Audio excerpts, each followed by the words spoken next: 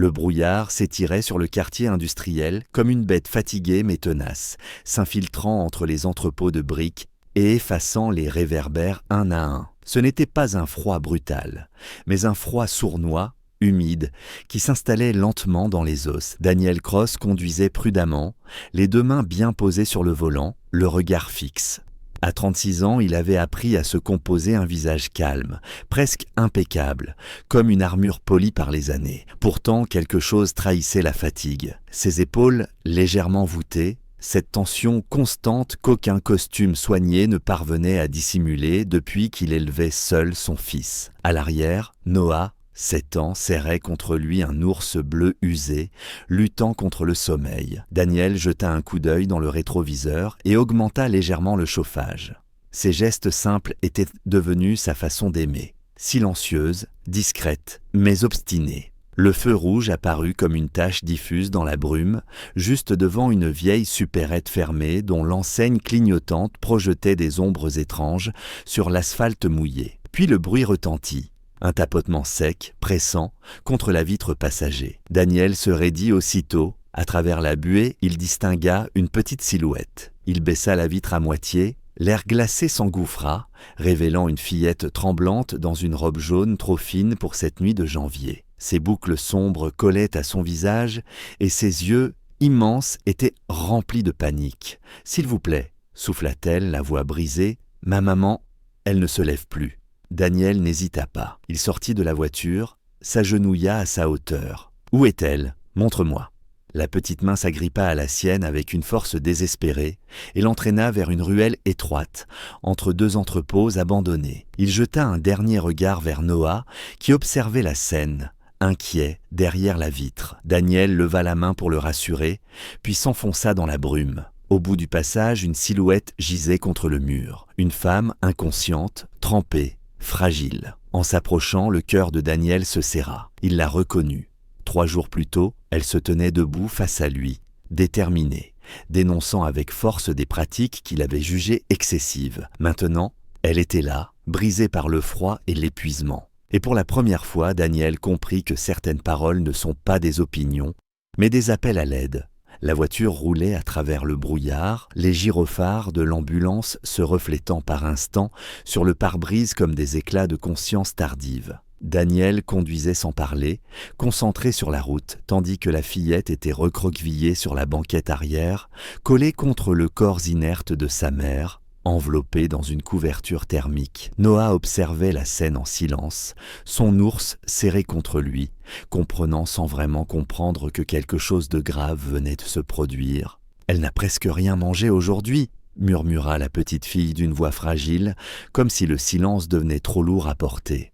Daniel sentit ses mains se crisper sur le volant.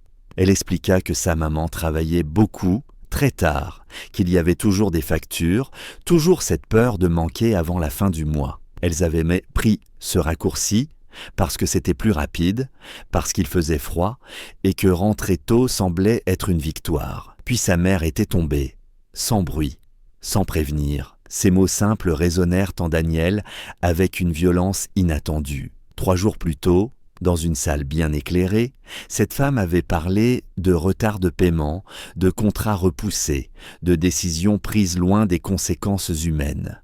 Il s'était défendu avec des chiffres, des délais, des procédures. Il avait cru débattre. Elle survivait. La différence le frappa de plein fouet.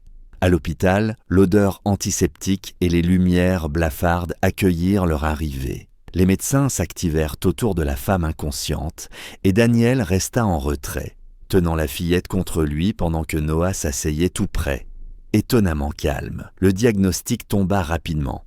Déshydratation sévère, épuisement extrême, rien de spectaculaire, rien qui ne fasse la une, juste un corps qui avait trop donné. Quand on évoqua les formalités, les frais, la petite fronça les sourcils, comme si elle avait déjà compris le poids de ces mots. Daniel sortit son portefeuille presque instinctivement. Ce geste n'était pas de la charité, ni un réflexe de supériorité. C'était une reconnaissance muette, celle d'un homme qui, pour la première fois, voyait clairement le lien entre ses décisions et la fatigue d'une mère étendue sur un lit d'hôpital. Assis dans la salle d'attente, entouré de 2 enfants épuisés, Daniel sentit quelque chose se fissurer en lui. Ce n'était pas de la culpabilité pure, c'était plus profond, la certitude dérangeante qu'il ne pourrait plus jamais prétendre ne pas savoir. Les jours qui suivirent s'installèrent sans annonce, presque en douceur, comme si la vie avait décidé de poursuivre son chemin en silence. Daniel ne chercha pas à provoquer de nouvelles rencontres, et pourtant,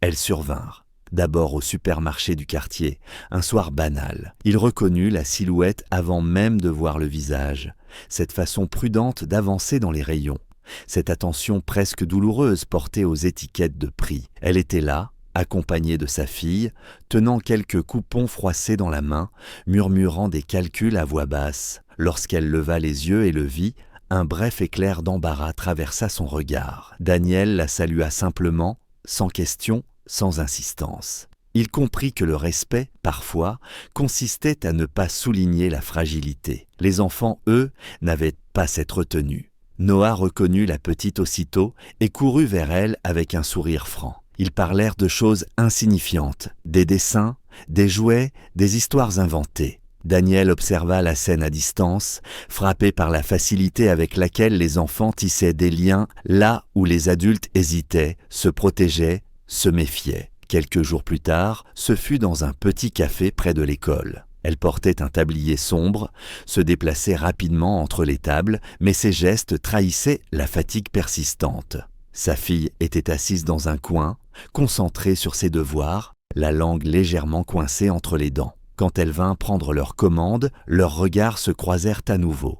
Rien de lourd, rien de dramatique, juste une reconnaissance silencieuse. Noah demanda si la fillette pouvait s'asseoir avec eux. Après une hésitation, elle accepta. Daniel vit alors quelque chose qu'il n'avait pas prévu, une normalité fragile, précieuse, presque réparatrice. Au fil de ces instants, Daniel sentit ses propres défenses s'affaiblir. Il n'essayait plus d'aider.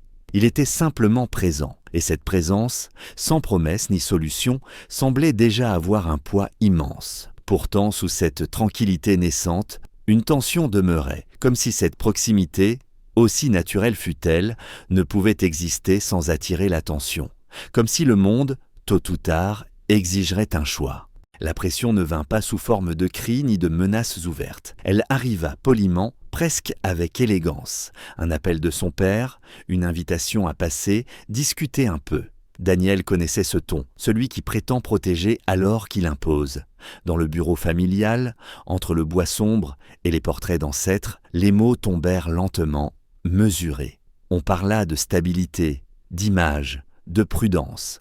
On parla de son fils, de ce qu'il avait déjà perdu, de ce qu'il ne devait pas risquer encore. Et puis, presque en passant, on évoqua cette femme. Courageuse, oui, méritante sans doute, mais compliquée, lourde de besoins, de fragilité, pas faite pour leur monde. Daniel repartit avec un goût amer dans la bouche. Il savait que ces phrases, prononcées calmement, portaient un poids bien plus lourd que la colère. Elles cherchaient à s'installer dans l'esprit, à faire douter, à présenter le retrait comme un acte responsable. Il tenta d'ignorer ce malaise, de continuer comme avant. Mais le mal était fait. De son côté, elle sentit le changement avant même de pouvoir le nommer. Un homme élégant se présenta un soir au café, demanda à lui parler à l'écart. Il fut courtois, presque chaleureux. Il parla du bien de tout le monde, de l'avenir de l'enfant, de la nécessité de ne pas créer de dépendances inutiles.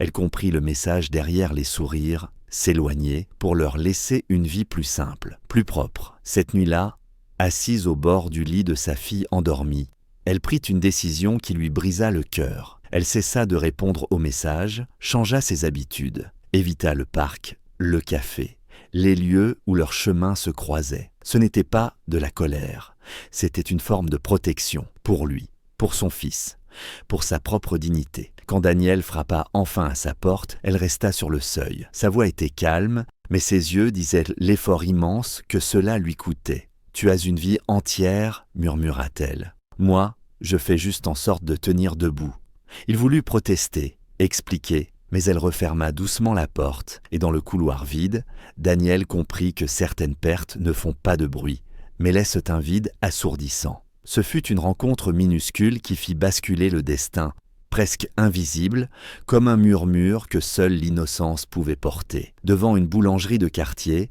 un matin froid, son père croisa la fillette. Elle le reconnut aussitôt, sans peur ni rancœur. Elle parla simplement. Du chauffage qu'on éteignait parfois trop tôt, des 2 emplois de sa maman, de cet homme gentil qui avait aidé une fois, puis qui n'était plus venu. Maman dit qu'il ne faut pas déranger les gens importants, ajouta-t-elle avec un sérieux désarmant. Ces mots frappèrent plus fort que n'importe quel reproche. Ce soir-là, son père appela Daniel, sa voix n'avait plus la même assurance. « J'ai eu tort, dit-il. Ne laisse pas la peur décider à ta place. » Daniel n'attendit pas le lendemain. Il retrouva le parc noyé d'une brume familière, la même que celle de leur première rencontre. Elle était là, assise seule sur un banc, regardant sa fille jouer. Il s'assit à côté d'elle sans demander. Il ne parla pas d'obstacle ni de sacrifice. Il parla de choix, du sien. « Je ne veux plus disparaître quand ça devient compliqué, » dit-il doucement. « Ni pour toi, ni pour nos enfants. » Elle baissa les yeux, luttant contre les larmes. Toute sa vie,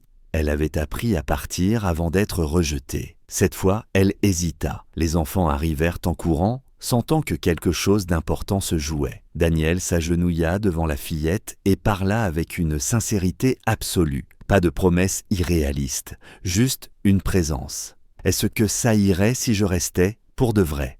Elle répondit en l'enlaçant comme si la question n'avait jamais eu d'autre réponse. Les mois passèrent. Pas de miracle, mais des gestes concrets. Daniel transforma ses prises de conscience en actions, lançant un programme réel, pensé pour les parents seuls, pour les urgences invisibles. Elle témoigna, non pas comme une victime, mais comme une femme debout. Le jour de l'inauguration, leurs enfants jouaient à leurs pieds, complices et inséparables. Ce soir-là, en rentrant ensemble, Daniel comprit enfin que la vraie richesse ne consistait pas à pouvoir partir sans conséquence, mais à choisir de rester quand tout invite à fuir. Certaines guérisons naissent simplement de cette décision. Chaque « j'aime » est un signe d'empathie, chaque commentaire une voix. Abonnez-vous pour faire vivre ces messages.